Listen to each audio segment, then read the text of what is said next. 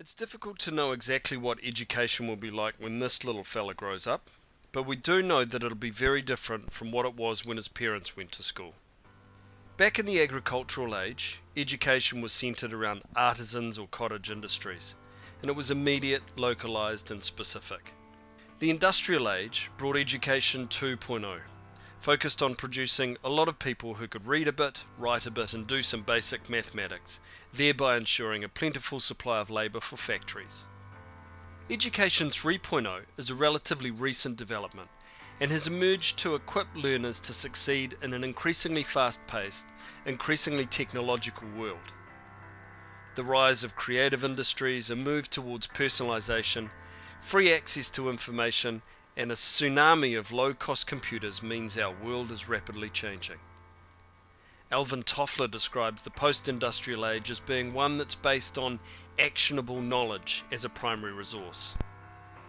The challenge for education is one of completely reinventing itself in a very short space of time to keep pace with these changes.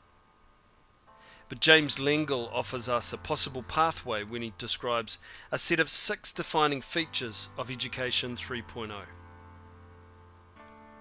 Often in schools, students are set questions their teachers already know the answer to.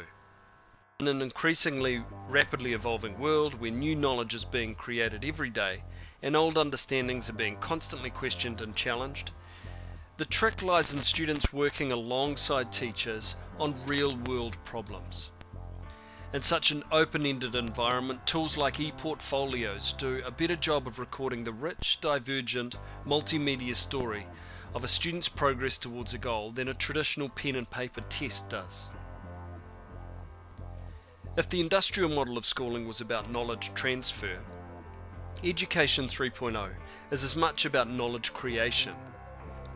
And while it will always be important to know stuff, in a rapidly evolving world, teachers and students need to collaborate productively through a constant process of learning, unlearning, and relearning.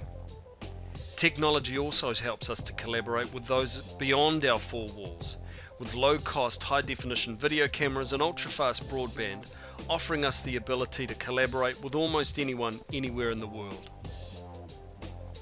One of the features of education for a long time was that everyone learned roughly the same thing at roughly the same speed. Allowing students to direct their learning towards areas of learning that are meaningful for them gives them the best opportunity to be successful, which in turn spurs on further, more challenging learning. It's like comparing a one-size-fits-all textbook with something like a wiki or an adaptive learning system, where learners can reconfigure the content based on what they already know and what they want to learn next. Multiliteracies, the ability to read and write, the ability to convey an idea with still images or video, the ability to move a group of people towards action. This is the power of how to tell a good story.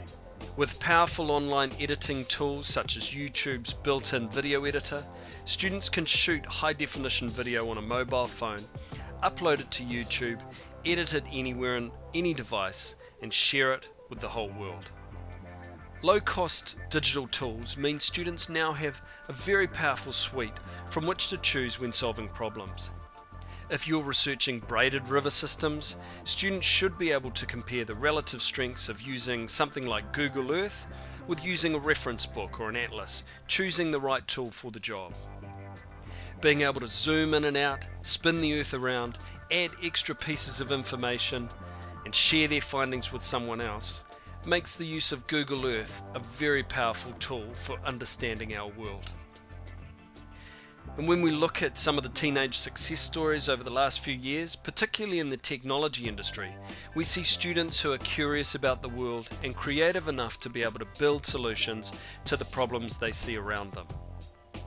And perhaps this is the defining feature of Education 3.0, the opportunity for curious, confident, engaged learners to bring their own questions about the world, questions that aren't in any textbook, and to work alongside others, students, their teachers, and the wider community to answer those questions.